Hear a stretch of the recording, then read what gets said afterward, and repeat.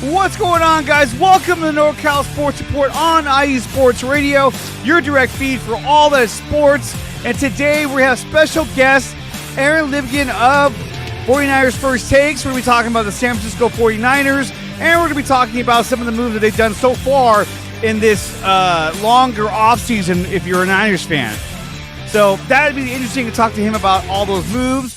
We're talking about the Super Bowl 59 matchup between the Chiefs and the Eagles. Two teams Niner fans hate, but we're going to talk about them anyway.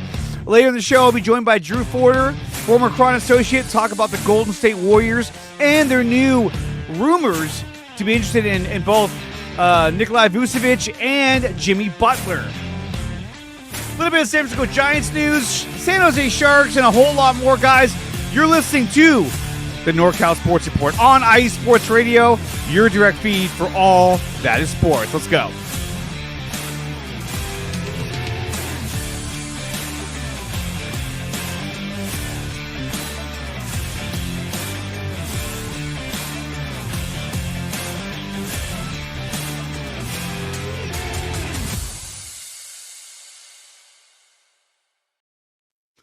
What's up, guys? Welcome to the NorCal Sports Report on IE Sports Radio, your direct feed for all that is sports. If you're watching this on X, make sure you follow this account on X, maybe DreArea Sports or IE Sports Radio. If you follow IE Sports Radio, we go live multiple times a week from different areas of the country, covering a wide range of sports. You can also follow IE Sports Radio over on YouTube as well. Like, share, and subscribe to the channel. Make sure you turn on that bell notification button so you're always notified of any broadcasts or streams that we do, which, like I said, we do multiple times a week. So definitely check that out. And of course, you can follow IE Sports Radio over on X, Instagram, Facebook, TikTok, YouTube at IE Sports Radio. You can check out IESportsRadio.com to find a full catalog of all the shows we have to offer here on IE Sports Radio. You can go to IE Sports Radio /shop, where you can find merchandise to help support the network. And so definitely check out IESportsRadio.com or follow us wherever you find podcasts or over on YouTube. Now, this stream is brought to you by Planet Jerky, Premium Brisket Beef Jerky. It's a jerky that's on a whole other planet. You can order it over at planetjerky.net or follow them on Instagram at Planet Jerky. I'm loving Planet Jerky. This stuff's amazing. We're also brought to you by Vital Apparel. IE Sports is proudly partnered with Vital Apparel, a brand that is not only a great fit, but also promotes and donates to mental health research. Use promo code IESR to get 15% off their comfortable and inspiring gym wear and help them on their amazing journey to support mental health. That's a real thing, guys. So definitely check out Vital Apparel. We're also brought to you by Seal the Deal Wax Seals by Cecilia B. You can follow them over on Instagram at sealthedeal_wax seals. And you can place an order for them at IESportsRadio.com /seal the deal wax seals. And these come in handy for all kinds of things, for wedding invitations, birthday invitations. You want to seal a letter just to put your stamp on it. Check out Seal the Deal Wax Seals. And we're also brought to you by Raw Nutrition. Go to Raw Nutrition or getrawnutrition.com is the website. Go to the website there. Use promo code IESR to get an additional 10% off of the Raw Nutrition supplements. They're a new sponsor to the show, so definitely check out Raw Nutrition. And guys, we'll take a quick break. When we come back, Aaron from 49ers First Takes will be joining me to talk about the progress of the 49ers offseason, the new hirings they've done on their coaching staff, and some of the moves that are yet to come. Guys, you're listening to the NorCal Sports Report on IE Sports Radio, your direct feed for all that is sports.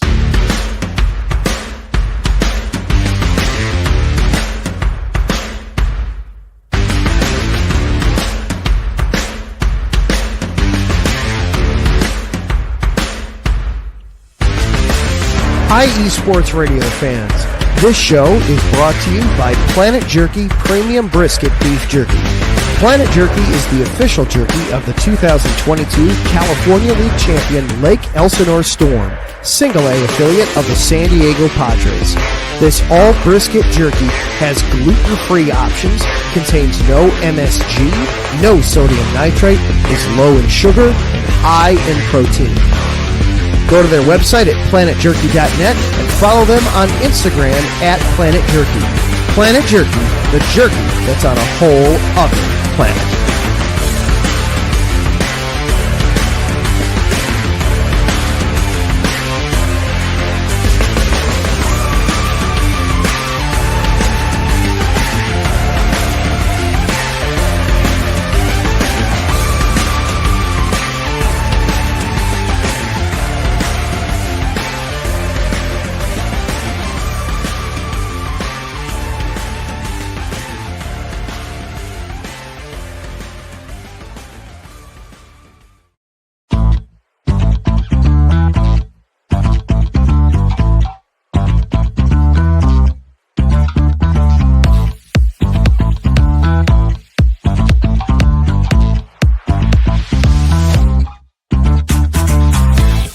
Hey there, IE Sports Radio fans. Be sure to check out our sponsor, Seal the Deal Wax Seals by Cecilia B.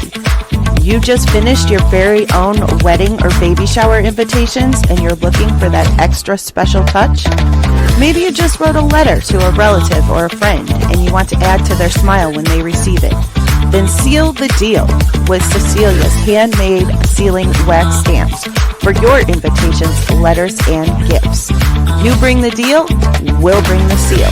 You can find them on Instagram at sealthedeal_wax stamps and on Facebook, Seal the Deal Wax Seals.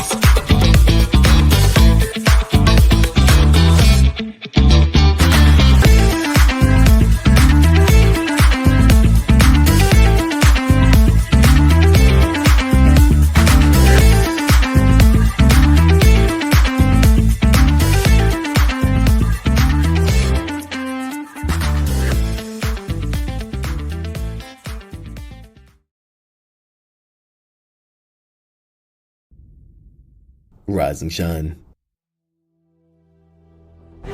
It's 4 a.m. The stars are still out. The sun is beneath the horizon, but it's time to punch in and go to work. The comfort of your warm-ups turns into the grinding out of your reps as the clinking and the clanking of the plates create a symphony of euphoria. There's no other feeling like it. Earn it, burn it, and take what's yours.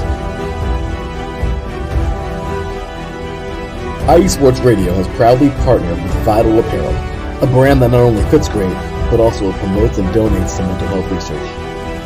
Use our code IESR to get 15% off their comfortable and inspiring gym wear and help them on their amazing journey to support mental health. Go hard, take part in your iron therapy, and be strong. Because when your mental health is as strong as you are, there's no telling how far you'll go.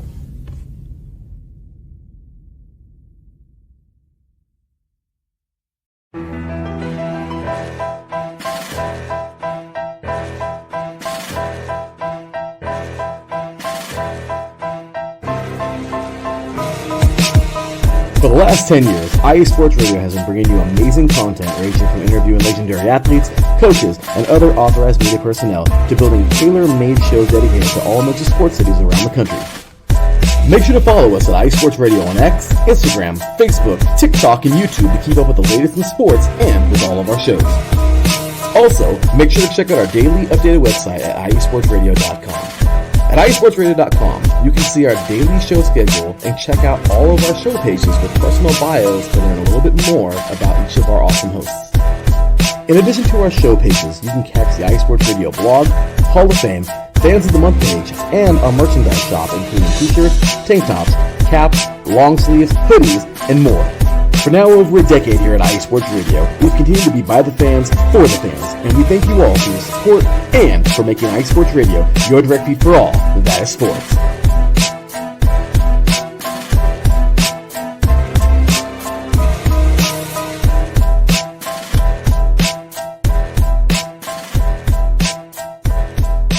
You're listening to NorCal Sports Report on IE Sports Radio, your direct feed for all that is sports, and today I am joined by my good friend, Irish Sicilian and lifelong Niner fan, that's what it says on your description, Aaron from 49ers First Takes. Aaron, what's going on, dude?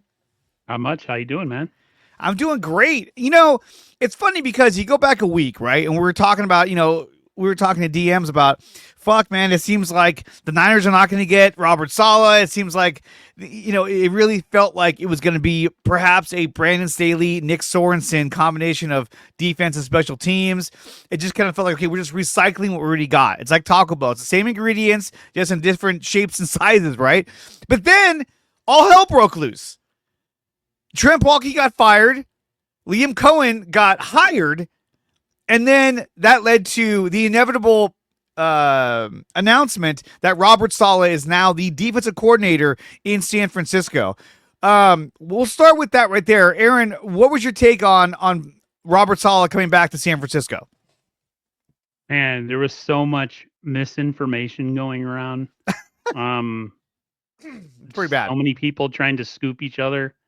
And I was so frustrated because, when you want something bad to happen, as bad as we do, going back to something that works and seeing if we can, recapture some of this old glory and stuff. And like, oh my God, when it finally happened and it was like Barros, this person, Mioka, I was like, oh, finally. It's it felt real. We can breathe, I feel like the off season really couldn't start until that move happened. So, it's not always good to go backwards and, date an ex from the past. But in this case, I'm okay with it because the players know him, the organization knows him, and he was part of some really good success before he left. So I'm happy to have him back, man. It's great. No, it's absolutely great. And I think when you look at a scheme fit for the 49ers, this is perfect. You have a guy that's already been a part of this organization. He's run the system, the wide nine. And I think he's going to make this defense better. I think he's going to influence other players who want to come here.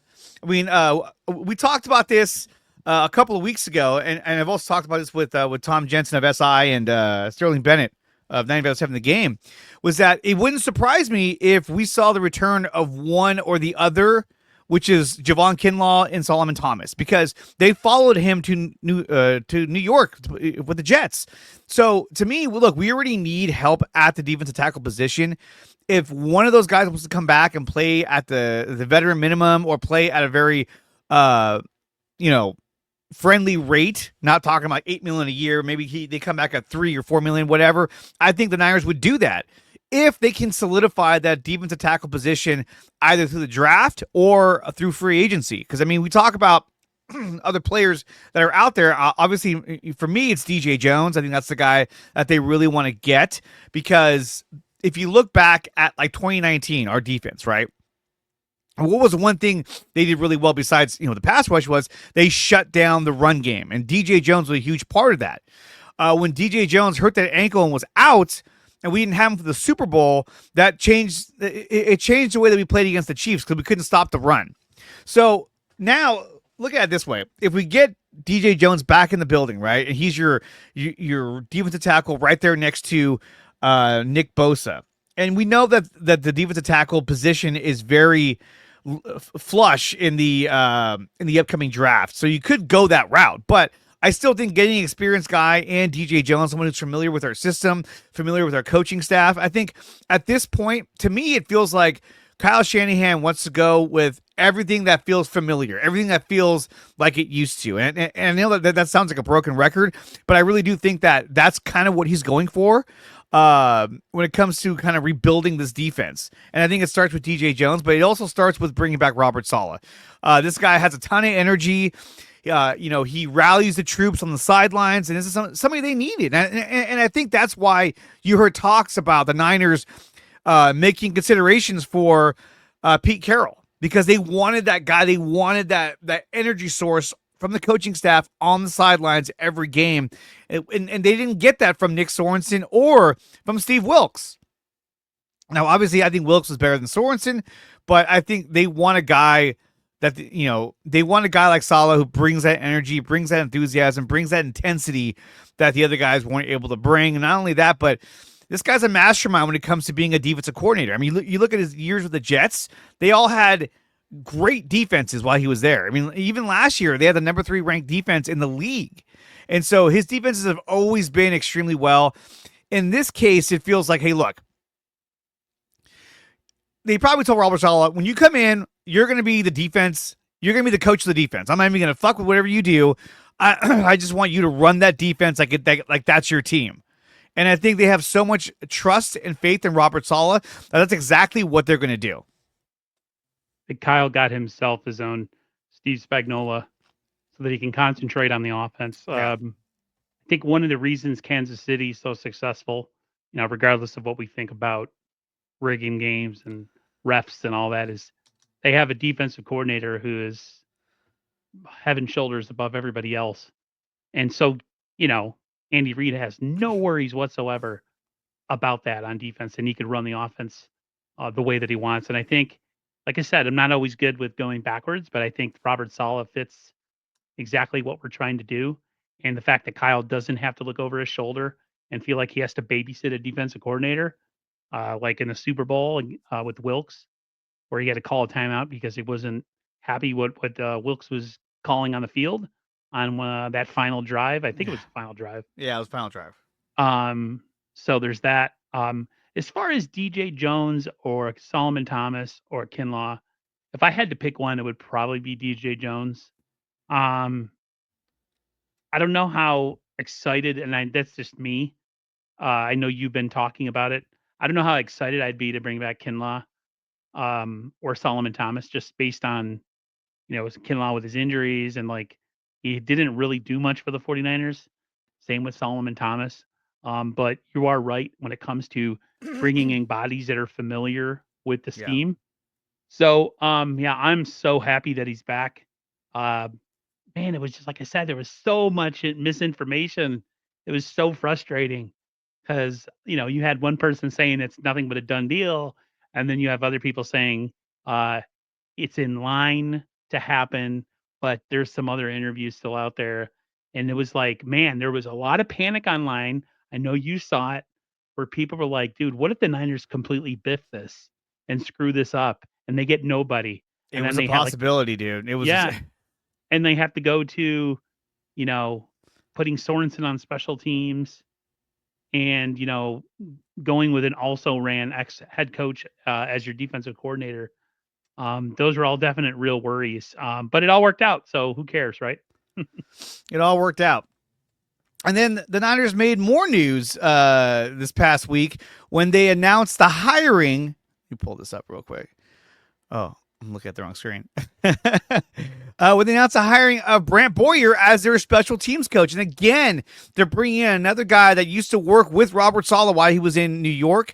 And it's a change from what we had with not Nick Sorensen, but with Brian Schneider, who, and I posted this out earlier, this fucking guy should have got fired before midseason, before the bye week. He should have been gone. Yep. And I know that Kyle Shanahan's not the kind of guy that likes to make those kind of moves and have to reshuffle the deck and figure it out. But to me, something had to change during the season because there were fuck ups all over the team, but you had to hold somebody accountable early on. Unfortunately, he didn't want to do that. I think that was a bad idea in my opinion. But here we go. Now we have Brant Boyer, a former NFL player, and has been a special teams coach with the Jets for a little over 5 years.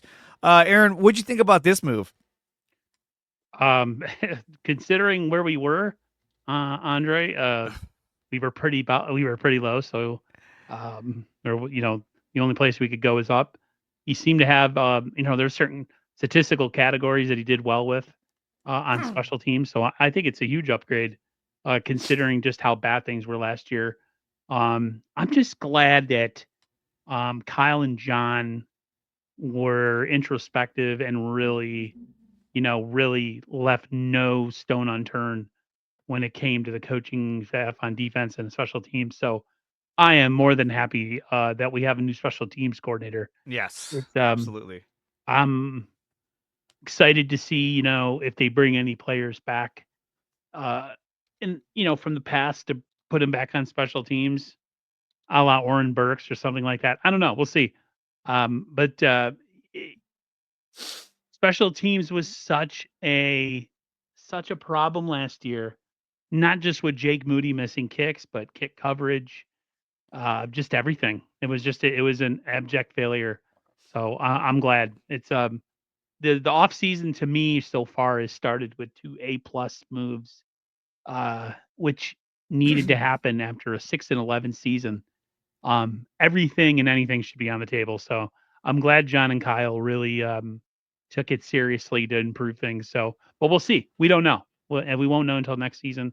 We have 8 months 8 months. to worry It's terrible. about this. As much I said something on X, I said as much as I'm happy about Boyer and Sala being hired, um, it's still going to be February, and we have a long wait. So, and based on how things are going and who's in the Super Bowl, as much as I'm excited about all this stuff, it could all still mean nothing. I'm not trying to be that guy, but I'm just saying, like, I'm just kind of Well, letting it absorb. anything can happen. Okay, Let's put it that way. Anything can Right. happen. Taron Rodriguez, host of the SoCal Sports Show, boo.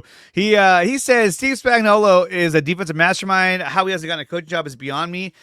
And my take on this is that I think that Spagnuolo has told his agent that he doesn't want to move. I think he wants to stay in Kansas City, and because Kansas City is paying him handsomely, the Niners tried to lure him away, and the Chiefs paid him more money, and he stayed.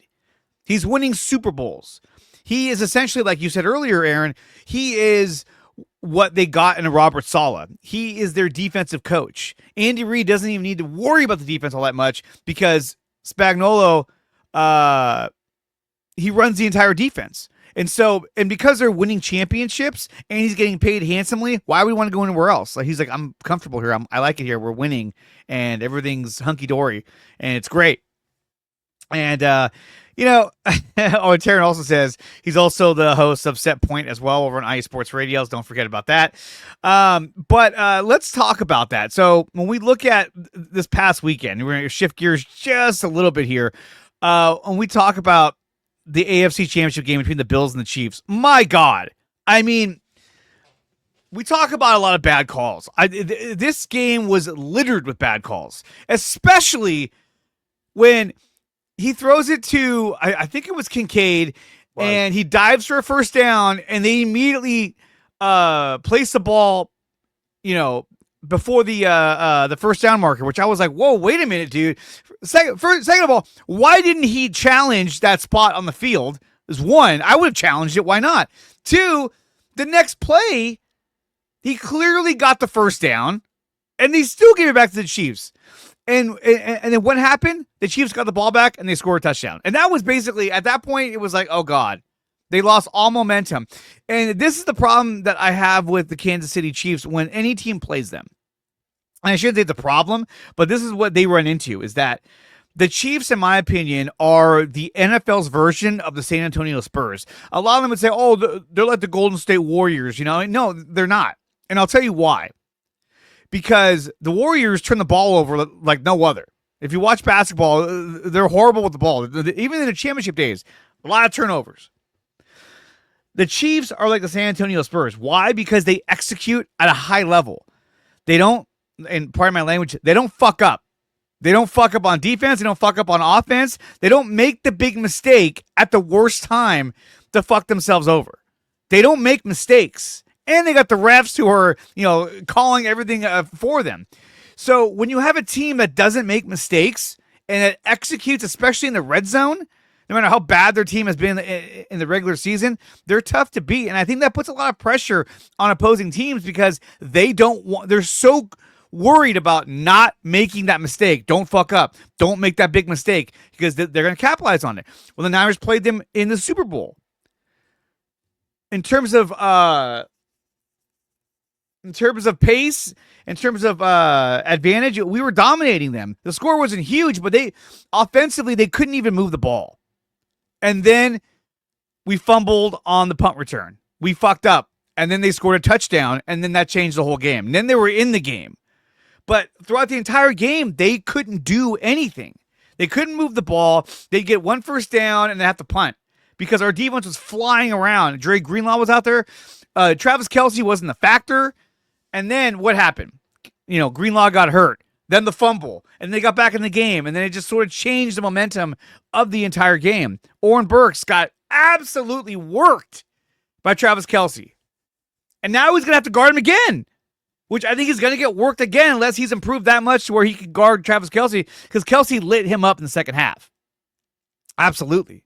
And so when we talk about the Super Bowl, I mean, that's something that we are going to talk about, but what would you take on the AFC Championship game? Do you think the Bills got screwed over, or do you think the Chiefs won that game fair and square?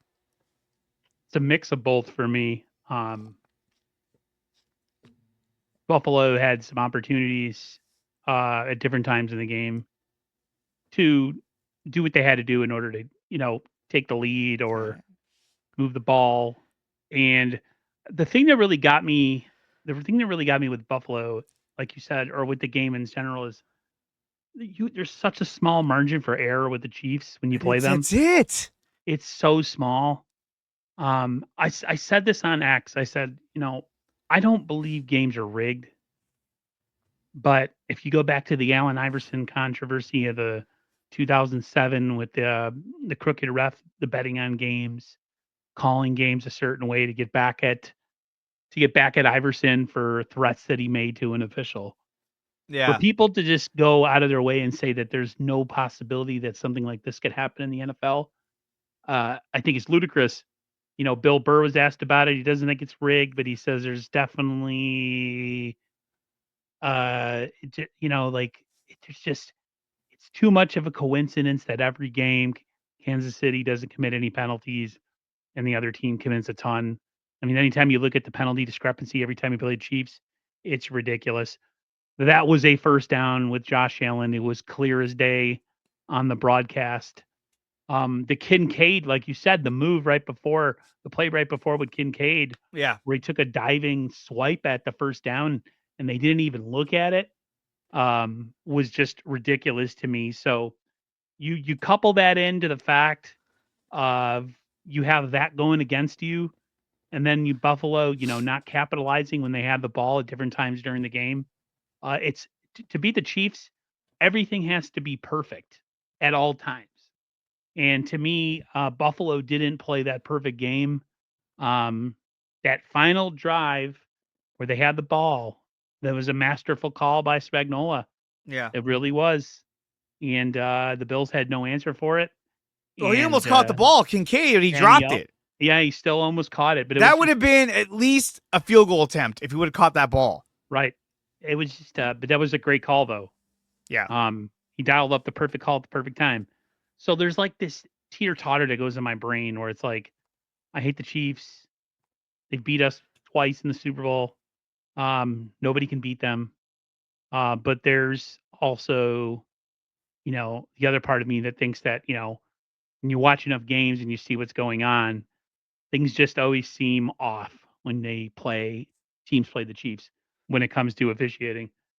I'm at a point now, I said that on X that I was indifferent about the Super Bowl. I was indifferent about everything because at the end of the day, like, it's not us in the Super Bowl. It's the Chiefs and the Eagles. And I don't see a way where the Eagles can win that game anyways. So I just don't want to deal with it right now. I don't want to watch it. I don't want to think about it, but I'm going to watch it because it's the Super Bowl, and plus I'm doing a stream on Super Bowl Sunday. But there you go. When you look at the other matchup, which was the Commanders and the Eagles, right? You saw the Commanders turn the ball over 3 times, and that resulted in 21 points for the Eagles. After 2 turnovers that resulted in 14 points, the Commanders still had a chance to get back in this game.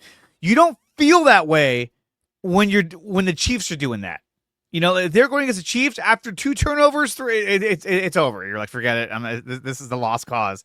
100%. And then this stat right here. I mean, when I saw this stat, the Chiefs have 90% fewer penalties than their opponents. Now, you could argue that, like, hey, look, they're just really good. They execute at a very high level.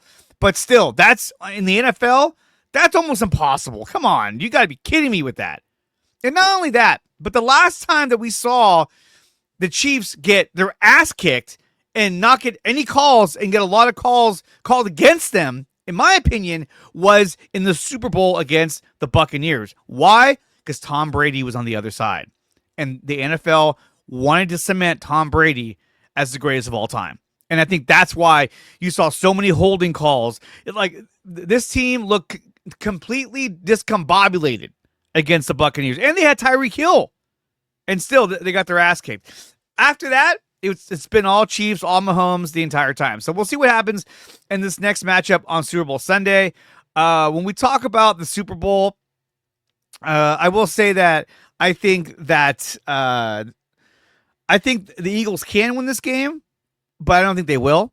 I think the Chiefs are going to win this game, and I really feel like this game is going to be very similar to what we saw against the Buffalo Bills in terms of the score, in terms of how close it was. And I think that towards the end of the game, they're going to get some calls. They're going to get some scoring opportunities that they're not going to that they will take advantage of, and then the Eagles will just kind of just be just out of reach because their defense I think will stop them like the Niners defense did. But you can only stop a Andy Reid Mahomes offense for so long. And if you don't keep piling on points, they're going to get back in the game somehow, some way. They're like cockroaches. They'll find a way to come back. And so I hope the Eagles win. I hope the Eagles whoop their ass. But I don't see it happening. I see a final score of Chiefs probably 27-24 or 31-24 Chiefs. I just don't think Jalen Hurts is good enough. Well, and that's the thing too, is that so if you're Steve Spagnuolo, and not to cut you off, sorry, but if you're Steve Spagnuolo, your whole scheme is to how do we stop Saquon Barkley? Exactly. And if they're able to slow him down, not stop him, but able to slow him down and make Jalen Hurts into a pocket passer, that's where I think that's where they want it to be at. They're like, we'd rather have him throwing against McDuffie and the rest of our secondary as opposed to giving the ball to Saquon and running all over our faces, which I don't think is going to happen. But that's kind of the way I see it going down. Yeah, they use the similar argument with the 49ers with talking about, punishing people for having all-stars around them. Yeah. And it's similar to the argument with Jalen Hurts. I personally think Brock Purdy is a better quarterback than Jalen Hurts. Just personal. Oh, opinion. I absolutely do. Absolutely. I don't see it, bro. I just see Spagnuolo coming up with another A+ game plan. Spagnuolo's defense against a quarterback as good as Josh Allen and still getting a W out of it and coming up with crucial stops at crucial times is one thing. But now you're going against a guy like Jalen Hurts, who is essentially the cab driver of an offense with a ton of superstars. And you're right. Barkley has been amazing. He reminded me of McCaffrey during 2023. Yeah. The Eagles are essentially the Niners of last year. 100%. They really are. It looks a carbon copy of what we're going into. Although their defense is way better than ours was last year. Our defense had a lot of names, but their defense is just a lot deeper. It is really deep. And, that rookie Jalen Carter that they got, even though say what you want about his personal life, that was a huge draft pick. They got rid of Hargrave. Everybody thought like, uh-oh. Of course, Hargrave comes to the Niners, has done nothing, got paid, and they have a guy early in his career on a cheap deal causing havoc. It's going to be interesting to watch this game, Andre, with all the attention on the refs and all the attention on all the talk, and to see how this game is officiated, if it's officiated any differently, or if we get an even worse situation than we had in the championship game, where they're blatant mistakes that everybody's can see, and then they're talking about it the next day on every station but Kansas City's about how once again the refs came to their rescue. I hope it's not that. If it's Kansas City, let it be a clean ass whooping. And if it's the Eagles, I'm pulling for the Eagles, but I'm kind of not, because I'm a Niners fan and it's the NFC and the Eagles are one of our rivals. But I don't think anybody outside of Kansas City wants the Chiefs win. I mean, you're talking about the refs. You're talking about Mahomes. You're talking about the Chiefs. You can't forget Taylor Swift. Oh, God. They're going to have her all over the fucking screen all the time going, oh, my God, they just scored. I was so hoping Buffalo would win because Haley Steinfeld is so much better looking.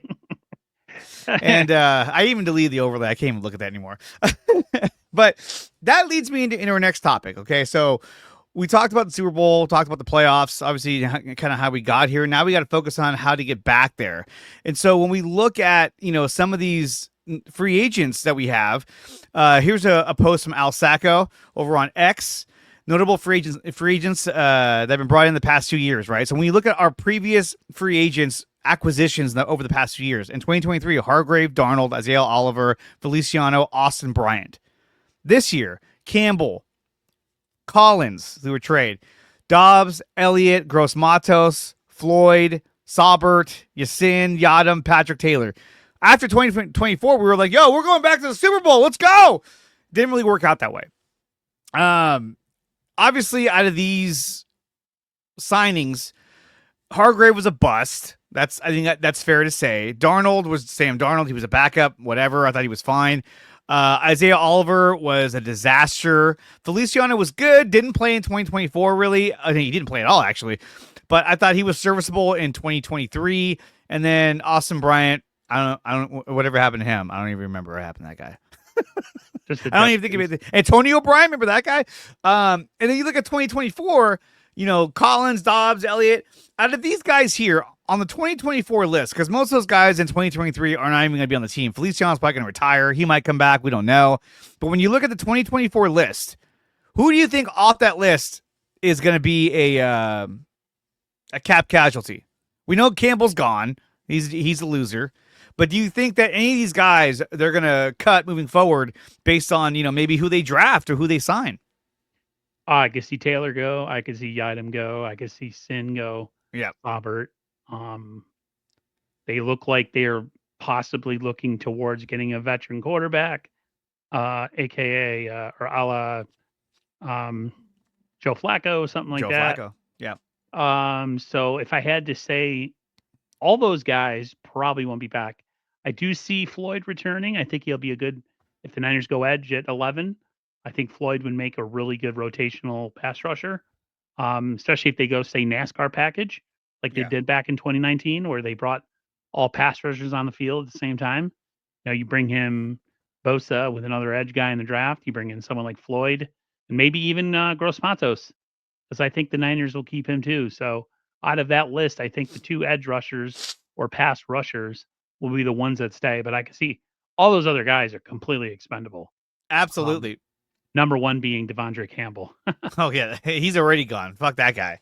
I think, obviously, Dobbs signed a 1-year deal. He'll be gone. I do like the idea, though, of bringing in a guy like Joe Flacco, because everyone keeps saying, well, you got to bring someone in to challenge Brock. Who can challenge Brock? If you're signing Brock Purdy to a massive contract, it's not about challenging him anymore. Now it's about bringing a guy like Joe Flacco who has the experience, who can also help mentor Brock Purdy. When Brock's, has those moments where he fucks up and he's down himself, who's he going to turn to? Fucking, what's his name? Jared Allen? Like, hey, man. You know what I mean? Can you imagine? You make a mistake, you go to the sidelines, and then you can talk to Joe Flacco about it, who's won a Super Bowl against the Niners. And, he has a wealth of experience and knowledge, as opposed to Allen or Dobbs. Like, no, that doesn't do anything. It's just a dude. Yeah, be a great move. I think it'd be a great move. Now, I think Flacco is the kind of guy that, let's say Brock goes down for like 2-3 weeks. He's a guy who can go out there and win you 2 out of 3 games, win you 3 games in a row. He could do that on a short term. Now, look, if any time you lose your starting quarterback for the season, you're fucked. I mean, it doesn't really matter. Even if you find a way to get in the playoffs, you're probably not going to go very deep because you got your backup. But I think a guy like Flacco would be awesome. And everyone's saying, well, he might cost too much. He might cost too much. If there's ever a year that you blow the bank and you blow your fucking salary cap, it's this year, because it's going to be in San Francisco. You better go for broke. And so that's why I think that the rumors about DJ Reed coming over to the San Francisco 49ers, I think that's real. I think that's absolutely real. And I think that Salah's been in contact with him. And I think that getting him as your slot corner would be like, holy shit. Now you have 3 starting caliber corners that are going to shut you down. The only place that they have weaknesses, I think, is at safety, at free safety, because you got a lot of strong safeties. You got Hufanga. Well, you had Hufanga, probably not going to come back. We don't know yet. But you got Malik Mustafa. You have Jair Brown. Those are more strong safety type players. So the safety is where you're kind of weak. I would imagine they're probably going to go with Jair Brown and probably draft one as well. I think, if the market doesn't pan out for Hufanga or Greenlaw, I think, they're open to bringing back Hufanga at a discounted rate. And when it comes to, obviously Dre Greenlaw, I think you got to resign him. I'm imagining they probably want to do like a 1-year deal, but he's the guy you can't really let go because of the pure potential and pure talent that he brings. So obviously you're wondering if he can do that coming off the injury, but I think he's a guy that you can't really let go. You can't. And you got Robert Saleh there as your defensive coordinator, which is a huge move. I mean, this is absolutely huge to have Robert Saleh back as your defensive coordinator. The only thing that would have been like close to this would have been getting a Steve Spagnuolo or getting back to Miko Ryans and just be like, holy shit. So this is great. This is absolutely great. And I do think that he's going to be able to bring over players from the Jets to come join him over in San Francisco because I was going to say that. They're going to see with coaches too. I think his coaching staff. Yeah. That he's not walking into a coaching staff that's already assembled. So I think the Niners assistants will be different. Real interesting. I want to bring this up to you. I don't know if you've seen it, but there's been a lot of reports about, the Niners need to groom somebody post Saleh, and KJ Wright keeps coming up. Everybody keeps talking about the former Seattle Seahawks linebacker, KJ Wright. He's part of the Niners coaching staff. He is. He's at the Senior Bowl. Yeah. Yeah. He's at the Senior Bowl right now. I think that's something that I would love to see. I know he's an ex-Seahawk, and a lot of people have a lot of problems with it. The Niners need to figure out a way to have a coach that they can go to once Saleh moves on once again, if he does, after say 2 years or something. Yeah, I think that's still something that if you're Kyle Shanahan, you're saying we'll cross that bridge when we get there. I think all they're focused on is and I'm not trying to disregard what you're saying at all. I agree. Like you have to have somebody to take his place, but I think they're looking at it like, hey, what do we do to win next year? And I think that's what they're looking at. And then also, of course, if things could get any worse, breaking news: the Dallas Cowboys have hired Nick Sorensen as their special teams coordinator. Like, what? And not only that, but then they hired Brian Schottenheimer as their head coach. It's a fucking dumpster fire over in Dallas. I don't know what they're doing. Nobody wants to play there, and it's like you went from the prospect of hiring fucking Deion Sanders to now you're going with Schottenheimer. Like, oh my god! And Schottenheimer's like, he's like, we can win Super Bowls with Dak Prescott. I mean, look, nothing against Dak Prescott. I think he's a competitor, but it's just a joke. It really is. The one thing I worry about with KJ Wright though is now that you have Pete Carroll over in Las Vegas, I could see him plucking KJ Wright next year to come over there and be like his linebackers coach or his one of those coaching positions that he'll give him more relevance in. And I see that happening, but you never know. Who are they going to get to replace Robert Saleh? I don't fucking know at this point. I just want to see them win. I want to see them dominate and just keep going. Andre's like, I don't care about any of that stuff. I just want to see them be better next year. That's it. I just want to see them get better. I just want to see them compete. I mean, how many weeks did we sit here and be like, oh god, like when you had to talk about the game, you're just like, so the Niners couldn't pull this off against the Rams. Like, oh, it's just like, it's so depressing. And now I was so checked out, even doing content with some friends. I was doing content with some other people for a while, and then those streams kind of stopped. So I kind of got a new group of people that I was doing streams with. And by the time those finals weeks, we just figured out a way to get through an hour. Most of our streams in the last month, bro, we were already talking off season. We weren't even talking about the games. We were like, so in off season, here's my list of things we need to do. And it was like December 1st. Let's do a draft breakdown. Like, oh no, There was people, bro. I saw people doing draft stuff like Brian Peacock from Locked On 49ers. He was already talking draft towards the end of the season. And now he's great. I mean, I love Brian Peacock. But there was a lot of people, even like a John Chapman, who's really, really good and a positive guy. This past season got to even people like him That's how bad it got. When That's you how bad it see got. a pillar in the content creating community who is this glass half full, as a guy like John Chapman, who I think he's real talented. He It is. was He's a funny getting to guy. him. I'm just like, oh my God, it's that bad. It's that bad. It's not only that, but like it's just the frustration from where we were the year before to where we were this past season, which is very frustrating to see them just not execute at a high level like they normally do, and that was hard. That was hard to watch. Another thing too I wanted to talk about was this, and I had that. I showed you that picture of Roger Goodell saying it's short. That was probably during the AFC title game, but the Niners were looking at look. I think they were just doing their due diligence. Are they going to draft a kicker? I fucking hope not. But I do think that when it comes to Jake Moody, that they got to bring in some competition. Everyone's been saying the same thing. I think you bring in some guys off the street and let's see who's better. The one area that you are, benefiting on with Jake Moody is that you're not paying him a lot of money. He's still under team control for another 2 years. So there is that factor, but if the guy's not making kicks, he's got to fucking go. He cannot keep costing us games. And if Brant Boyer says, "Hey, this guy's got to go," I think they're going to say, "Okay, this guy's got to go." But what was your take on the Andres Bora Eagles, whatever the fuck his name is, from Miami? Not surprised one bit. As much as I'm shaking my head in disbelief, bro, I'm telling you right now, I could totally see them dipping their toes in the draft again for another kicker. You know why? Because John and Kyle don't care what 49er fans think. No, I mean, obviously, yeah, they don't. They're like, They care when it comes to like supporting the team and showing up to games.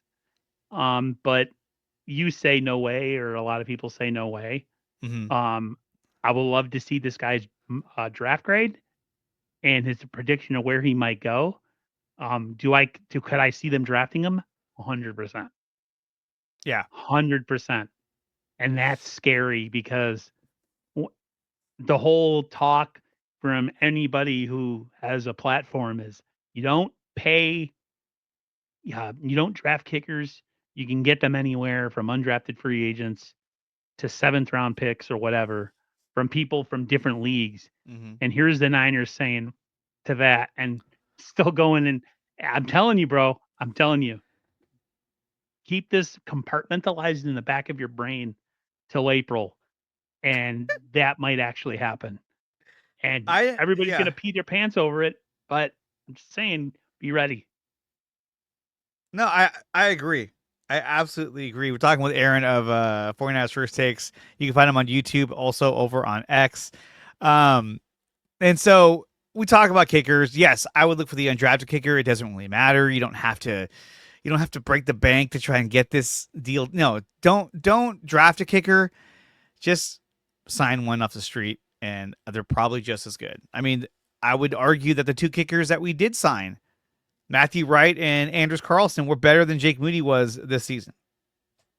And it's sad to say that because, we drafted this guy with the idea that he was going to, be our kicker moving forward after we got rid of Robbie Gould, who was, he hadn't missed a single kick in the postseason. And now we get rid of him because, well, we just don't really want to pay him that kind of money. When it was like, bro, you can't just get rid of a guy who's hasn't missed in the postseason, who's been money for you every year, and you get rid of him? Like, what? What are you talking about? I think with them, it was, they needed to have an extra person to do kickoffs and all this other stuff, and they didn't want it. I don't know. They were blowing out freaking Wisnowski's leg on kickoffs, and it was affecting him in the punt game. Bro, like, you're right. He never wanted to be here, though, Gold. Like, he was a That Chicago was the guy. other thing. I mean, he had that year where he was trying to get traded back to Chicago. Remember that? It was like, what the fuck? It was like, what's wrong with you? He was so money, though. That game against the Packers in Green Bay, where we beat them with the blocked punt, and we got the kick at the end. Yep. He was just like, F the Packers. I was just like, man, I miss that. I miss a kicker that has swagger and confidence and some ego. Instead, you got the bashful butthead who just is so, oh my god. I can't even look at his face after he misses kicks. I got so angry this year. I know. He has that smirk on his face where you're just like he has a very punchable face. Very shit-eating grin. Very, very Yeah, much. you're just like fuck you, asshole. So it is what it is. But Aaron, dude, I want to thank you so much for coming on here and talking Niners football with me. Obviously, we got to do it again and more as the season goes on, or as next season goes on. I also want to remind everybody that this Super Bowl Sunday, the road to Super Bowl 59 goes through IE Sports Radio. We have our streaming event, an all-day streaming event, bringing you continuous coverage of Super Bowl 59. We're going to have a list of shows starting as early as, I want to say, 7 a.m. Eastern time, all the way leading you up to kickoff, and we'll be having a audio broadcast of the game by USRN. It's the Super Bowl 59 streaming event by IE Sports Radio. Definitely check that out. I will be a part of this as well, so that's pretty cool. And you'll find me at 9 a.m. Pacific time is when I'll be doing my stream covering Super Bowl 59 and how much I hate both these teams. So, Aaron, where can everyone find you and all of your content? 49ers First Takes on Instagram, 49ers First Takes on YouTube, TikTok. Yeah, I'm all over. I do weekly streams during the season. Like Andre said, a lot of us will be doing a lot of off-season stuff in the coming weeks, free agency and the draft. I just want to say that I really love what you do here and how professional of a feel this has. Thank you. Not only on your end, but the people that you do this content with, IE Sports Rate, IE Sports Radio. Yeah, I mean, dude, top-notch presentation. The feel of this, I feel like I'm on a radio show, man. So props to you for that. That's it's a lot of fun. It's a lot of fun. I love talking Niners every week. I actually would probably do more than one show a week if I could, but with my wife and kids, it's a little tough. So I try and do one here, one on my regular channel. But even that can get tough at times as well. So, but I appreciate you coming on, man. No, it's a lot of fun doing this. And like I said, we'll be live again for the Super Bowl. So definitely check that out. I'll be live at 9 a.m. Eastern or Pacific time, doing my coverage of Super Bowl 59. I'm going to have special guests, my brother and brother-in-law, who we usually do the show for Niners postgame. I'm going to have those guys on. We're going to talk about the Super Bowl and a whole lot more. So definitely check that out. Aaron, thank you so much for coming on here, dude. I appreciate it. And, dude, we'll do it again for sure. Thanks, brother. Take care, all everybody. Right. Guys, you're listening to the NorCal Sports Report on IE Sports Radio. When we come back, I'm going to have former Crown associate Drew Forder on the show to talk about the Golden State Warriors. Like I said, you're listening to NorCal Sports Report on IE Sports Radio, your direct feed for all that is sports.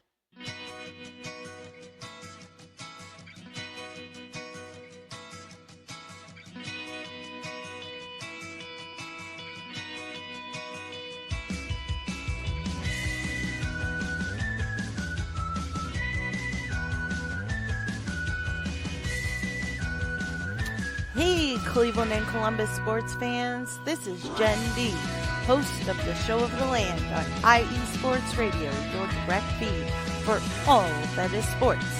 If you love Cleveland and Columbus sports like I do, be sure to tune in live to the Show of the Land on Tuesdays, where we will cover the Cleveland Browns, Cavs, Guardians, and Monsters.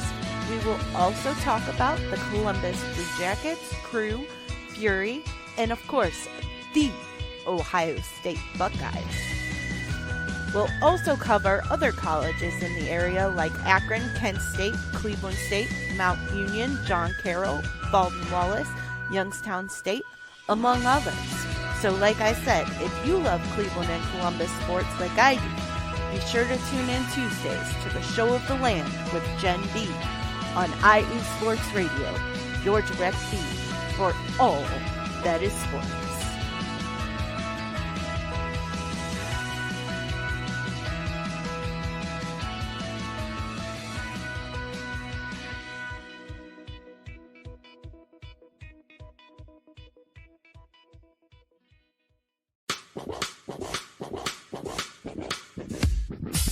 Hello, sports fans. It's me, your boy Larry B, and I want to walk you through the world of sports.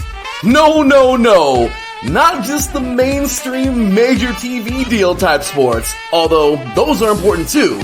But let me be your guide through your journey of all sports, from college to the pros, the minors, and everything in between. Each week, we are talking sports galore with true diehards just like you from a hardcore fan's perspective that's sure to quench your thirst around leagues you may know all too well and some you may even discover here. That's right, sports fans. If you love sports of all kinds, enjoy hearing amazing sports stories, and respect all sports because you know how difficult any of them can be to play or compete in, then this is your show. Join me, your boy Larry B, on the defining moment each week here on IE Sports Radio, your direct feed for all that is sports, and let the sports come to you.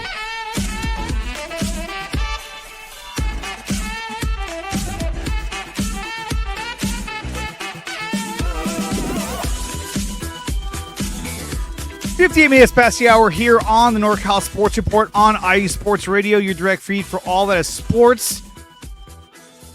We just got done talking to Aaron from 49ers First Takes about the 49ers offseason. Now we have my good friend Drew Forder, former Cron associate and school teacher, talking about the Golden State Warriors. Now, the Warriors, or first of all, Drew, how are you doing before I move on?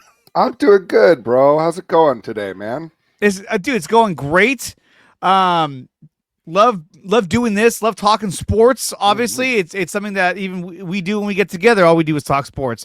But let's talk about the Golden State Warriors. Now, the Warriors won last night, 114-103 over the Utah Jazz. The Utah Jazz suck.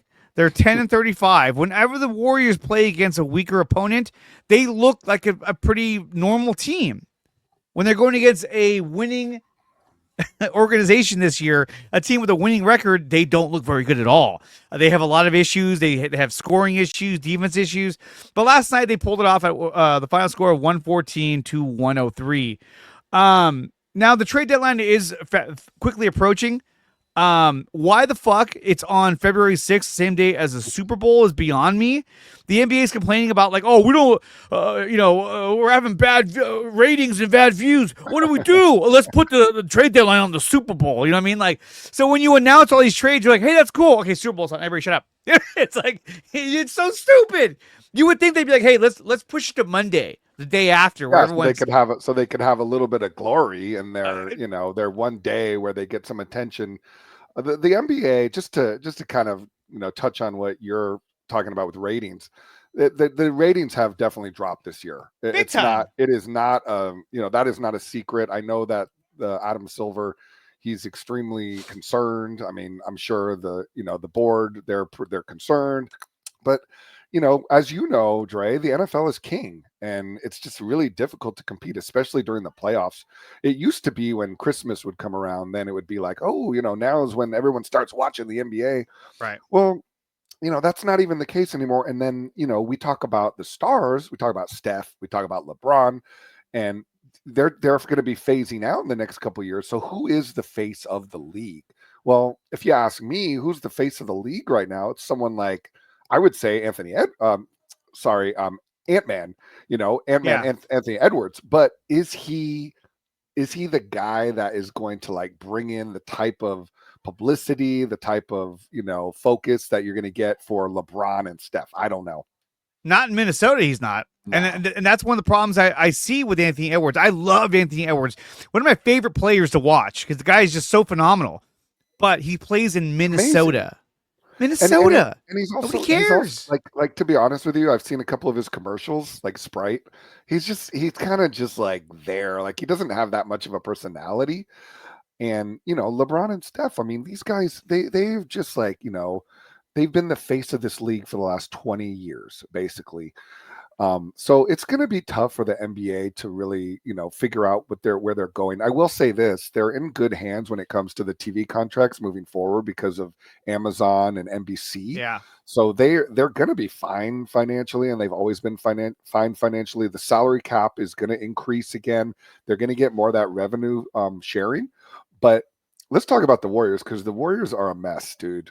I'm sorry, but they They really are. They're really are. 500. They're back to where they were. But the next two games, Andre, they're playing the Oklahoma City Thunder tonight, and they're playing the Phoenix Suns on Friday. I will be shocked if they win either of these games. I'm sorry. I think they have a shot against Phoenix, but against Oklahoma City, no. They're just younger, more athletic, more refined, better defenders, better scorers. Andre, here's the issue. We are in right now, and you know this because you've been watching this team for as many years as I have. We're in that space right now where you don't want to be in the NBA. We're in the middle ground. Mm. We're in that space where we're barely hanging on, maybe to get into that play-in, but we're not a championship team anymore. I think, even if we brought in Jimmy Butler, because I know that they're possibly still in the hunt because the Heat are lowering the asking price right now because he's such a dick, and they're like, we got to get rid of him. Well, he clearly wants out. And they called him back and they were like, hey, we'll take less if you want to take on Jimmy Butler, because he wants to get out of there. So now Jimmy Butler's not showing up to practice. You remember when he won out of Minnesota? He was like talking shit to everybody. He's talking shit to Andrew Wiggins, calling him soft. And fighting people. Yeah, then they were like, all right, get him out of here. So, it's like, yeah. So we're just to think about the reality of the Golden State Warriors right now. We're in this middle ground where they're not good enough. They're not even close to good enough really for championship contention. They're not really even a playoff contender right now. And they've already kind of made, I feel like they've already kind of made their move this year with Schroeder. I don't know. I mean, I think they hoped that would have turned out. I know he had a good night last night, 23 points. I know he was kind of the player of the game, along with Pajimski, who had a great game last night. But they're not really in a place where they know where they are right now. And if they're not careful, they're gonna kind of stick in this spot for the next few years because Steph is not going to get any better. Draymond is definitely not getting any better, and they're not going to get a real high-end lottery draft pick unless they get lucky in that right. with the ping pong balls or however they do it now. So I don't know what the answer is. I would like to see them go get either Vucevic or Butler, but again, who are you going to have to give up to do that? Yeah. And on top of that, when we look at their stats, right? So these stats are brought to you by ESPN. Let's take a look at these stats really quick and kind of compare the two of them.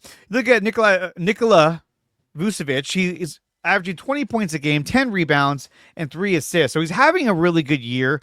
He's a former first-round pick, but he's 34 years old. It's not like this guy, you're going to get him at 28, 29, 30, where you're like, okay, you got another 4 or 5 years left in you. He's probably got, I don't know, 3 years left in his in his career. He may be done. Who knows? When you look at his game stats, I mean, that's actually, here it is, right? Oh, game logs. You're looking at, he's been scoring a lot of points. Mm-hmm. You look at 20 points, 22, then 14, 17, 40, 14, 22. So he's scoring a lot for the Chicago Bulls. Who is their other big scorer? Zach LaVine, right? Yeah, basically, it's a team that is, Lonzo Ball just came back, and remember that he actually looked pretty good in the He's Warrior the next game. Steph Curry. But you got a guy at 6'10", 260. So, is he serviceable for the Warriors? Yeah, but I think this is the guy you pick up if you're on the verge of it. One more piece to help get us through the hump. You already have Trace Jackson Davis. You already got Kevon Looney. You got Quentin Post, who's actually been playing really well since he's been in the lineup. Now you're going to add Vucevic? So who's got to go? Well, they would, in my opinion, you would be looking at draft capital. They would want draft picks, and they would probably want I would say they would want at least one first-round pick. And I'm sorry, but over the years, one of the reasons why we're in the situation we're in because we've given up so many of our draft picks over the years. I understand that we were a championship team for 7 years. Okay. So we weren't getting high-end lottery picks. And then Joe Lacob and his team, they haven't really been able to get back in other than the James Wiseman year where they completely whiffed. And that was them trying to get their cornerstone big man. It did not work out. That was actually another, if you want to talk about layers, that's another reason why Bob Myers left, in my opinion, was because Joe Lacob was a huge part of that decision to pick James Wiseman when Bob Myers knew that he was going to be a bust, and he wanted to look at, I knew they couldn't get Edwards, but they were looking at possibly LaMelo Ball or Tyrese Halliburton. I mean, can you imagine would have been if we great. had one of those guys right now to take the place of Steph? If Minnesota just would have done what Minnesota does and taken James Wiseman, and we got Anthony Edwards, this team would be set. Can you imagine Anthony Edwards? My God, lightning doesn't strike twice, Andre. I know, but can you imagine? Could you imagine? That'd be phenomenal right now. But think about it. If we had, let's just say we had Tyrese Halliburton right now on this roster, and who knows, because Sacramento actually picked him, and then they ended up trading him to Indiana for Domantas Sabonis. Domantas, yeah. But really, if we had a cornerstone guard right now like LaMelo Ball or Tyrese Halliburton to take over for Steph, we would be in a great position. But we have Brandon Podziemski, we have Moses Moody. We have Jonathan Kuminga, who I really like, but he's been out now for 4 weeks and may not be back until after the All-Star break. And we have a lot of unknowns. And it's unfortunate because they can't even really, in my opinion, they don't even really have the pieces that other teams want right now. They might want Moses Moody. They might want Jonathan Kuminga, but they're also going to want to take our draft picks. And I'm sorry, dude, I don't want to give up our draft picks. We've given up enough of them. Yeah, I mean, both Draymond Green and Steph Curry have come out and told the media that they don't want to sacrifice our future for this season. To me, that's throwing in the towel. Like, hey, we are what we are. Let's focus on next season. But what hope do we have next season when, they were trying to get Paul George and Lauri Markkanen? They failed on both fronts. So are they going to be able to get guys like that again? I don't know. I mean, when you look at last night's game, right? Where is it? Right here. When you pull up the stats for last night's game, you look at what they did. Right? Andrew Wiggins, 19 points. When he scores that many points a game, the Warriors have a higher chance of winning. When he has games where he scores 4, like, dude, 1 for 11 from the field. Yeah, like the other night in Sacramento. And at this point, he's our number 2 scorer, it feels like. And that's sad when Andrew Wiggins is your number 2 or even number 3 option. Dennis Schroeder had a good game. He had 23 points. But, of course, he was playing because Steph Curry wasn't there. So without Curry being there, it seemed like he actually played better. But Brandon Podziemski coming back is helped a lot. I mean, he had 20 points last night, 7 rebounds, 6 assists. He really fills in that stat line. He's been a huge help. Before he went on injury, he was terrible. He was playing like shit. He couldn't shoot from 3. Now that he's back and he's more healthy, I think he's going to play better. Buddy Hield, I don't know what to tell you anymore. He's a one-hit wonder. How do you start off a season that hot? And like I told you, I have season tickets. I share them with your father, is he your father-in-law? My father-in-law, yes, yeah. Yes. I share this tickets with your father-in-law, yeah. And like we were watching Buddy at the beginning of the season. We're like, oh my God, this is like, he's like perfect. He's like Klay Thompson out there without the defense, and all of the other the components that Klay brought. But he was like forget secondary scorer. He was like leading the charge. They went in. Do you remember they went into Boston to the TD Garden and they beat the defending champions on their own home floor. And Buddy Hield hit the dagger. Just think about that was only like 2 months ago, dude. Like, what happened to him? Where has he gone? It feels like every team defensively knows, okay, if Hield's out there or if Steph's out there, run him off the 3-point line. That's all they do. Steph Curry has the highest percentage of being ran off the 3-point line, of being rushed at the 3-point line of any player in the league. So the league knows, hey, if he gets the ball, run him off the line. We've already traded DeAnthony Melton. Obviously, that was an expiring contract, and he was hurt. Okay, for the year. The other signings that we had this year, Buddy Hield and Kyle Anderson, honestly have not been successful. I'm sorry, but they haven't. Okay, and I know Kyle Anderson's kind of out of the rotation right now. Okay, whatever. He's not bad. He comes in and he fills, sometimes he makes a few shots. He's serviceable. Yeah. But if you were asking me today, who who would I be willing to trade to be able to bring in a guy like Vucevic? I would trade Andrew Wiggins, I would trade Buddy Hield, and I would trade Kyle Anderson.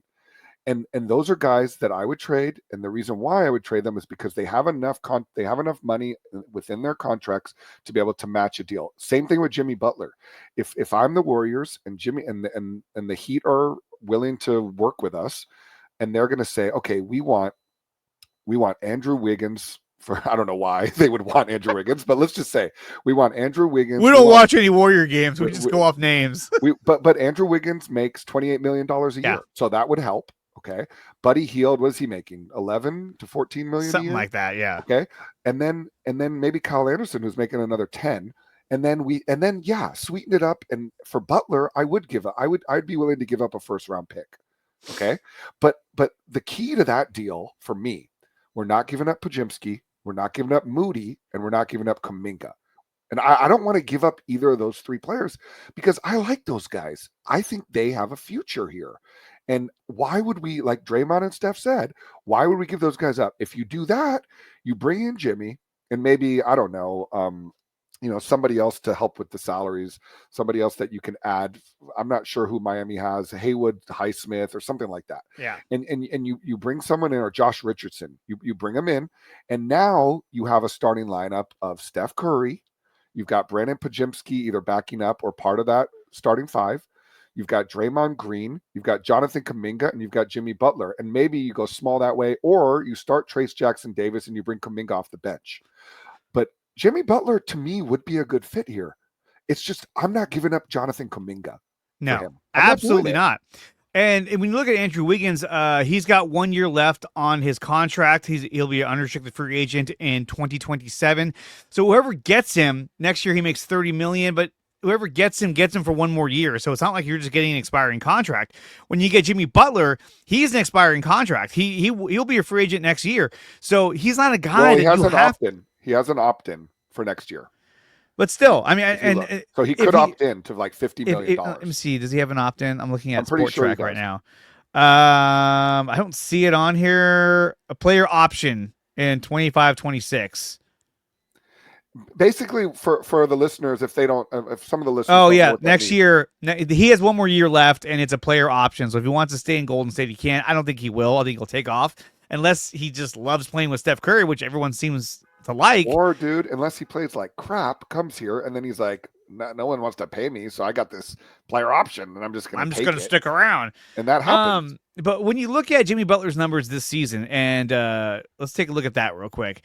Yeah. I'm interested in Jimmy Butler. I'm not going to be shy about that, but yeah, Jimmy Butler's averaging 17 points a game, 5 rebounds, 4 assists. He's shooting 54% from the field. He gives you a bigger presence, a small forward. He's 6'7", 230. Looking at his last 20 games. Yeah, he's missed the last one. The last game he played was on January 21st. So he's missed. It wasn't. Right here, January 1st. It says it right here. Oh, he came back for a game. He came back for a game. Then he's like, "Oh, I'm out." Okay. But he has the capability of scoring. I mean, you look at back in December what he did, 35, 11, 16, 24, 17, 17. They need that. But then you got to look at, well, are those numbers that Andrew Wiggins would do? But it's a great question, Dre, but these are different players. They're different players. And Jimmy Butler, he's a dog. Like when he's a guy that I can give him the ball at the end of the game and he'll win it for you. Like, or in crunch time, he's like, give me the fucking ball. I'm going to go score. He's not afraid. Andrew Wiggins is like, give me the ball. Where's Steph? Oh shit. You know what I mean? He's like, he's always looking for. And he's very, Andrew Wiggins is very inconsistent, Very inconsistent. It comes out in sometimes you'll see it once every 3 or 4 games. You'll see a great game from him. You'll see the potential of a number 1 overall pick, but he doesn't have the mentality. He's even said it many times. I've heard him say this, basketball is not that important.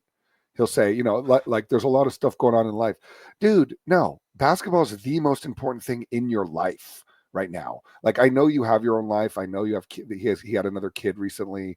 I know that he had some issues with his father last year. Obviously, his father passed away over the off season.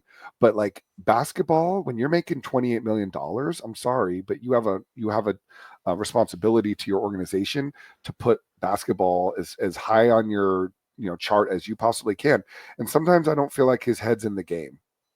Yeah, So I I don't want either. Butler is in the game, but the thing about Butler, how is he going to play with Draymond? I I don't don't know, know. but I could see him playing with Steph Curry. Basically, anyone who comes in here and plays with Steph, they love playing with this guy because he wants to play, he wants to have fun. So they're like, oh, yeah, this is kind of cool. I remember playing like this. And I think out of the two of them, out of Vucevic and Butler, I would rather get Jimmy Butler. Yeah, he's 35, but he's a proven scorer and he can score in the clutch. I mean, we watched him take his Heat to Two multiple finals appearances. NBA final appearances. Yeah, and he was just like, "Give me the fucking ball." He's not afraid. He's not afraid of the moment, which I like. Now, I agree. I would not give up Jonathan Kuminga or Brandon Pajemski based on the way Pajemski's playing since he's been back. But if you can get him for Wiggins, what we say, Wiggins, Anderson, Healed. and even healed, and even Maybe throwing Moody. Gary Payton. GP2. I mean, I would be open to throwing in Moody. Moody has been kind of up and down. And Moody's a guy that, they recently re-signed him and he's got a lot of potential and I like him a lot. But the problem is that he's also inconsistent. And there are times where he'll drive the ball to the hoop and then get stuck. Where all of a sudden he doesn't know where to go with it, or he loses his dribble, or he's not a complete player.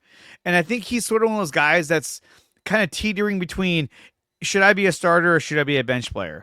He's like the equivalent of like a 4A player, where he's way better than anyone in the G League, but he comes to the NBA and he's slightly below where he probably should be at.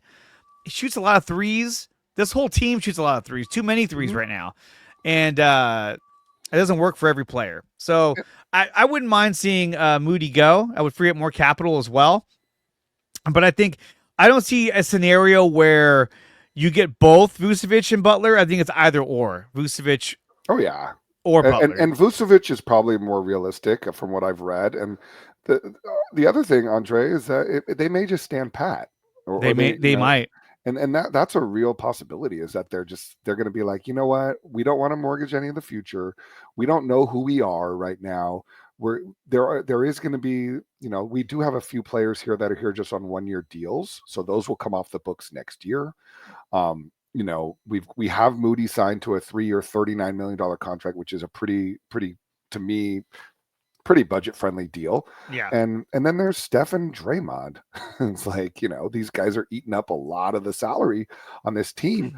But I think they've proven to us already that the organization is not going to get rid of Draymond Green, and they're not going to get rid of Steph Curry, which is a pipe dream, like, for another organization to get him. I just don't think it's going to happen. So we need to get that out of, I've heard a lot of that on, radio stations, let's trade Steph Curry and get a huge, no, we're not trading Steph Curry. Okay. But what we can do is be realistic about who we are. I would like them to do something that at least gives us a chance to be better next year, because I'm concerned about next year.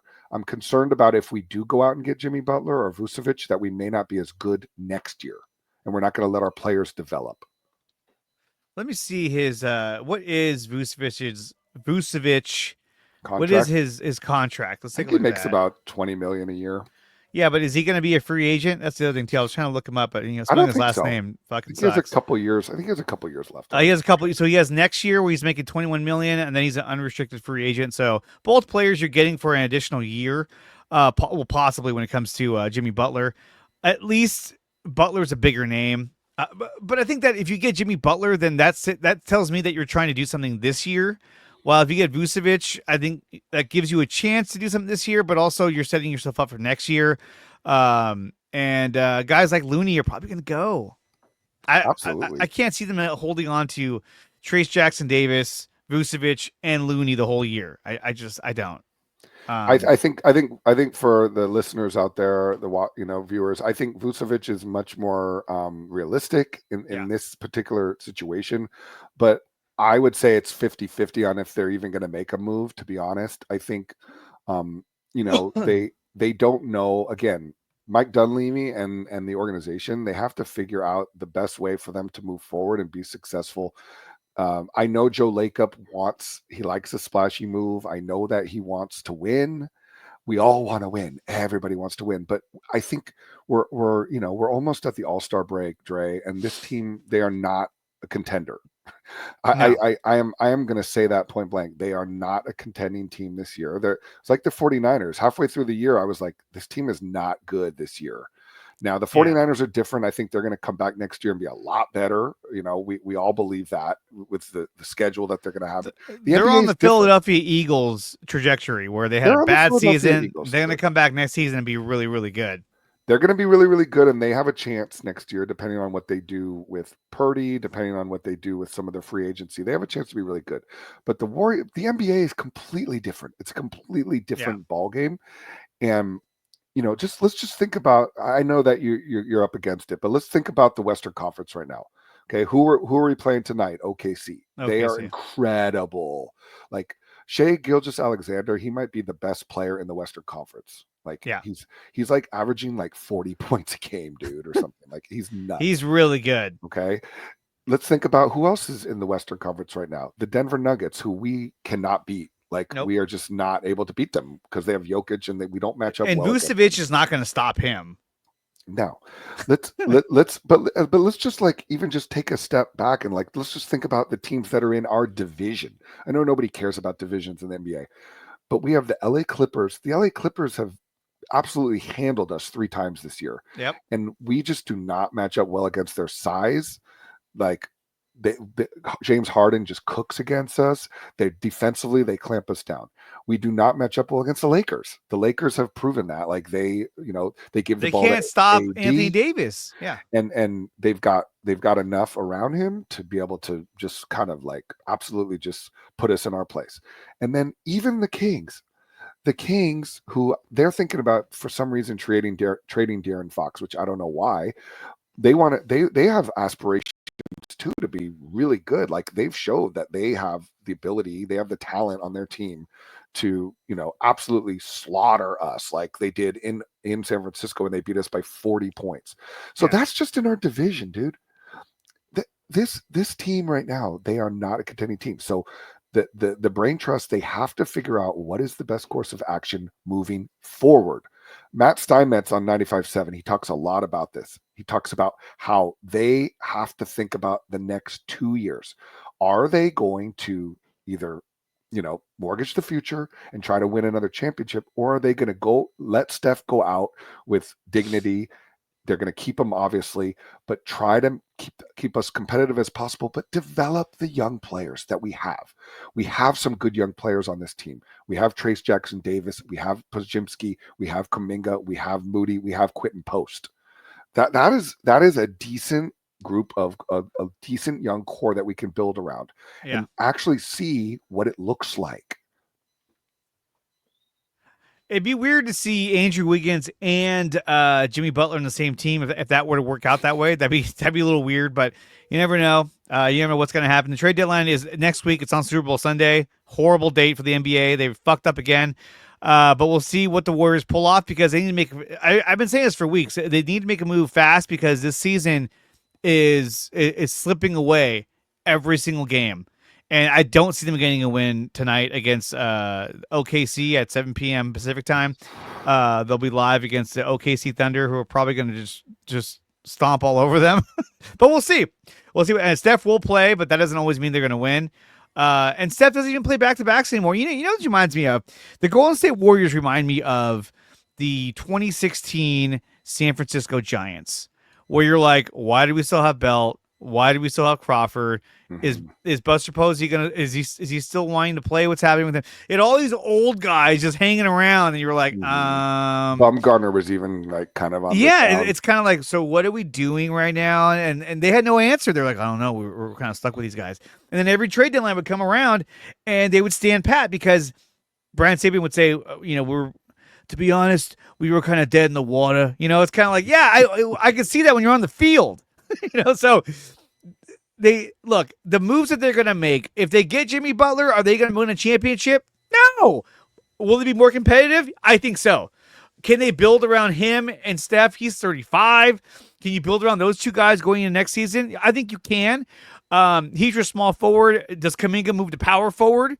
Does he move to shoot? Or do you just go? Do you roll with Steph Curry, Jonathan Kuminga, what's his face, Jimmy Butler, Draymond Green, and then Trace Jackson Davis. I think that's probably your best bet. It's a bigger lineup, and they can score more, so that's going to do a lot for you. So we'll see what they do. But if they trade Kuminga, then this team is lost.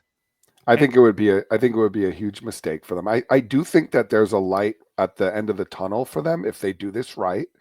And they really have to be, if they do make a trade, it's fine, but make sure that you keep your options open for the future. I think that they have a chance to make the playoffs this year. I'm not saying that they're completely done, but they are not a championship contender, and they need to get that out of their heads, because even if they were, in a miraculous turn of events, be able to get through the West, which I just don't think it's going to happen.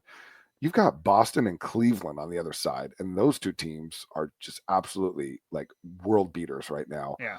And we saw Boston the other night. They handed us our worst home loss since like 1972 or something. Yeah, that's pretty bad. Yeah. So I don't see it, but I want them to be judicious in how they move forward, and then be transparent with the fan base.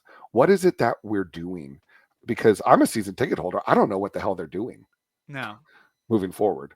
I mean, Kuminga is going to be a restricted free agent going into this offseason. So whatever he gets offered, you can match it. And that's probably what they're going to end up doing. Like, hey, absolutely. And I think he wants to test that market to see how much money he can get. But the guy, man, I'm telling you, if they were able to get a De'Aaron Fox, I think that would be phenomenal. But I mean, they want to trade him, but they're going to want draft capital back. They're probably going to want a Kuminga back for De'Aaron Fox, who'll be a free agent at the end of the year. Imagine if they signed him and you had Fox and Curry. That's a small backcourt, but still. I'd be open to it, but I would guarantee that the Kings would ask for Kuminga. Oh, absolutely. But if they were able to get him, let's say in free agency, then I think you could possibly recreate what you had in Jordan Poole and Steph Curry the year we won the title. Guys, we're going to take a break. Drew, thank you for coming on here and talking about the Golden State Warriors. It's a lot of fun as always. And of course, we'll do it again. Guys, let's talk after the trade deadline, dude. After the trade deadline, we'll do it again. There you go. After the Super Bowl. When we come back, we're going to talk about San Jose Sharks scores, some of the scores around the Bay, and my final prediction for Super Bowl 59. You're listening to NorCal Sports Report on IE Sports Radio, your direct feed for all that is sports.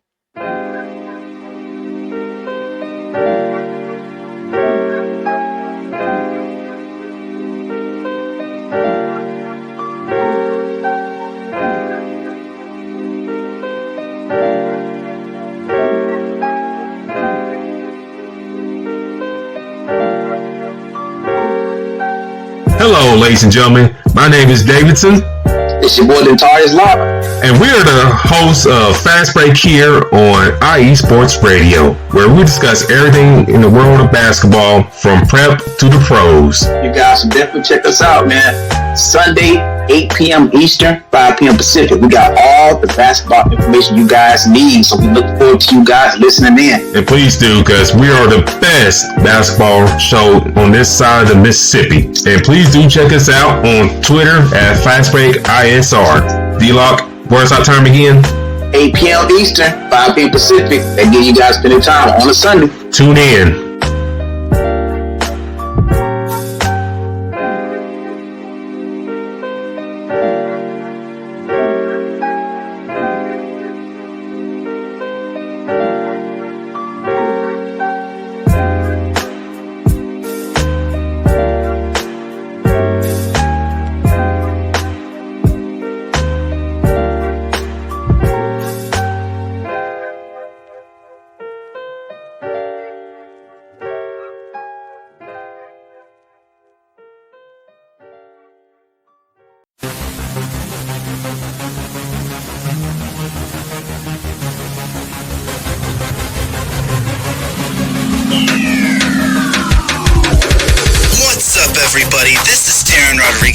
Are you a fan of volleyball? Are you a fan of Thunderous Spikes?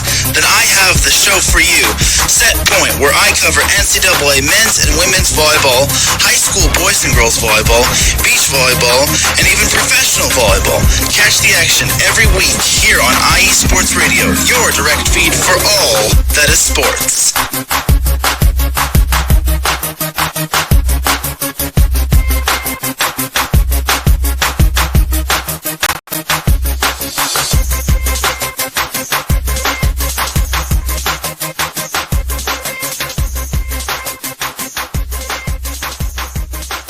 Thank you, Taryn Rodriguez, host of Set Point and SoCal Sports Show. As we wrap things up here on the NorCal Sports Report on IE Sports Radio, your direct feed for all that is sports. I just want to remind everybody we're having a big Super Bowl event. That is the Super Bowl 59 streaming event. We'll be streaming all day long on Super Bowl Sunday. The road to Super Bowl 59 goes through IE Sports Radio. We will have streams starting, I believe, as early as 7 a.m. Eastern Time, and we'll be running them all the way to kickoff, leading to the USRN broadcast, audio broadcast of Super Bowl 59 right here on IE Sports Radio. So definitely check that out. Yours truly will be live at 9 a.m. Pacific Time, 12 o'clock Eastern Time, and I'll bring you my coverage of Super Bowl 59. I'll have some guests on there. We're going to talk about the game. It's going to be an hour-long broadcast. Going to be a lot of fun. So, dude, if you're going to be on social media, going to be on your computers, at home, just tune into IE Sports Radio, and you will get nonstop coverage from around the country covering Super Bowl 59 and giving you a little insight into the teams from those regions and what's coming for their respective team. Like, I'm going to talk a little bit about the 49ers and what they got going on next season, but obviously we'll be covering Super Bowl 59. So definitely check that out over on IE Sports Radio over on YouTube, but also we'll be streaming all these broadcasts on X. So you'll be able to listen to nonstop coverage of Super Bowl 59 on X if you follow IE Sports Radio on X. So talking about Super Bowl 59, I talked about the Super Bowl earlier today with Aaron from 49ers First Takes, but I want to talk about it again real quick. So what is my final prediction for the Super Bowl as we kind of wrap things up here on episode 16 of the NorCal Sports Report? I said it again. I really feel like you're going to see a game very similar to what we saw against Buffalo. It's going to be a close game. I think the Eagles will eventually pull ahead in the third quarter. And then because of getting the right calls and not making that major mistake, I think the Chiefs will end up winning this game. I had a final score of 28-24. It'll be a 4-point lead at the end of the game, and the Eagles will have to be forced to drive the field and score a touchdown. They won't be able to, and the Chiefs will win this game, and they will get their three-peat. I can't stand the Chiefs. I don't like the Eagles either. I'm rooting for the Eagles, if that makes any sense to you, but I think they'll be able to shut them down. The Eagles will shut down the Chiefs for the most of the game, but in the fourth quarter, it's just going to go the Chiefs' way, and it's sad to say that, but that's sort of how I see Super Bowl 59 shaking out. But we'll find out. And remember to check out our broadcasts all day long on Super Bowl Sunday here on IE Sports Radio. And guys, if you want to support me personally, you can follow me at DreArea Sports on X, and also follow my channel. I should say subscribe to my channel on YouTube, which is DreArea Sports. I go live at least once, twice a week. I try to do a lot more. I drop a lot of clips and videos and things that any kind of updates that happen around the league. If you want to support me directly, you can go to my homepage, which is nicotina.net, and they have memberships available for DreArea Sports. So, guys, with that being said, I want to thank everyone who came out today. I want to thank Aaron. I want to thank Drew for coming out and talking some Golden State Warriors basketball. Also, real quick, before we wrap things up, Sharks, they won last night 2-1 over the Penguins. They improved to 15, 32, and 6. And the game before that against the Panthers, they did lose 7-2. So it's good to see the Sharks get that win, going to 2-1, or winning 2-1 and moving to 15 and 32 and 6 on the season. And they play tomorrow against the Kraken on the road, and that'll be on ESPN at 7:30 p.m. Pacific time. The Sharks versus the Kraken. So definitely check that out. And Warriors will be live tonight at 7 p.m. Pacific time against the OKC Thunder. I think they're going to get rocked, but anything's possible. The Warriors are a lot of talks with the Warriors about getting Jimmy Butler or Nikola Vucevic. So definitely check that out to see if the Warriors do make a move. I think they will make a move on one of those two players. And the trade deadline is on February 6th, which is a Super Bowl Sunday, which is a terrible date for them to do that. So I don't know why on earth they would do that, but they did anyway. So that's the NBA for you. They just keep on keeping on making stupid mistakes and lowering their ratings. I'm not sure why. I don't. Guys, that's going to do it for the NorCal Sports Report. I want to thank Larry B for putting this on. I want to thank Jen B for being one of the best producers out there on IE Sports Radio. Check out the IE Sports Radio Super Bowl streaming event. That'll happen this Super Bowl Sunday all day long, leading up to the kickoff of Super Bowl Sunday and the broadcast from USRN, the audio broadcast of Super Bowl 59 happening right here on IE Sports Radio. Definitely check that out. Yours truly will be live at 9 a.m. Pacific time to give you my coverage of Super Bowl 59. Definitely check that out. I'll have some guests on there. We'll have a lot of fun. It's going to be great. Will the Warriors make a trade and actually improve their team? Will the Giants, San Francisco Giants, sign another player? Probably a Pete Alonso. I sure hope so. The Niners brought in Robert Saleh, Brant Boyer. Now they got to start bringing in some talent, players, and re-sign some of the guys that need to be re-signed. Dre Greenlaw, I'm looking at you. Check out Nicotina.net. That's the website for all three of my channels. Memberships are available for DreArea Sports. You could join the community. If you don't want to be a member, you want to join the community where I provide 49er updates and Warriors and Giants. That's only $3 a month for that. Definitely check that out. Guys, you're listening to the NorCal Sports Report on IE Sports Radio, your direct feed for all that is sports. We'll see you next.